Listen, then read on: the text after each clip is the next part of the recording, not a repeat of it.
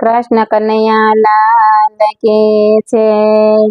ગડપણ હો ગડપણ ક્યાંથી આવ્યું ગડપણ જોયું ન જોવાય ગડપણ કાને સંભળાય નહીં આંખે દેખાય નહીં લાકડીએ ચલાય ગડપણ દાતરી સાય જાય જીભની વાર થાય મોઢું ગોખલી ગણાય ગડપણ ગડપણ હો ગડપણ ક્યાંથી આવ્યું ગડપણ જોયું ન